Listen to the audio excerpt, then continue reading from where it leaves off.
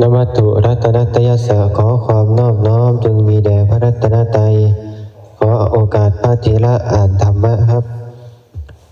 พระสารีบุตรนิพพานพรรษาที่ 44พระบรมศาสดาประทับอยู่ณพระวิหารเชตวันกรุงสาวัตถี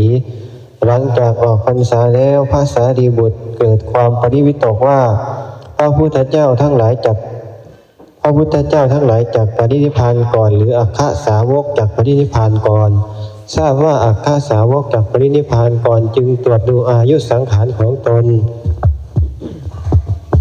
ปรากฏว่าจะมีชีวิตเหลืออยู่อีก7 วันเท่านั้น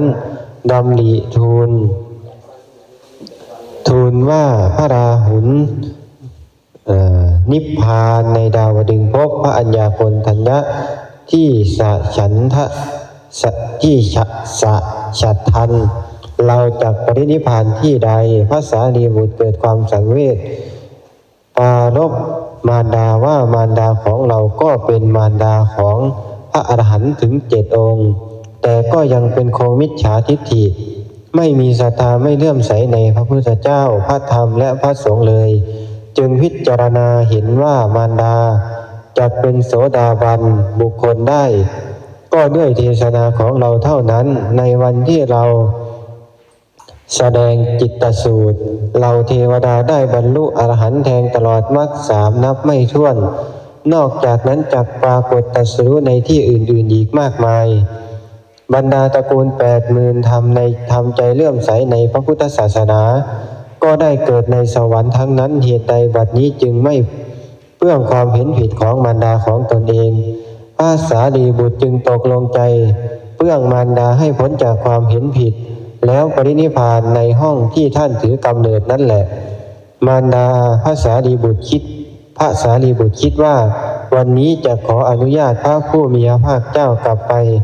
ยังบ้านนาลกะ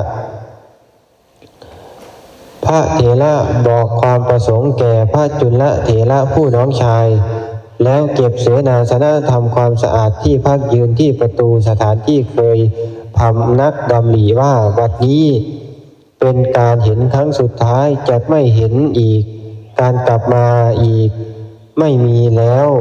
พาภิกษุ500เข้าไปเฝ้าพระผู้มีพระภาคเจ้ากราบทูลว่าข้าแต่พระองค์ผู้เจริญขอพระผู้มีพระภาคเจ้าทรงอนุญาต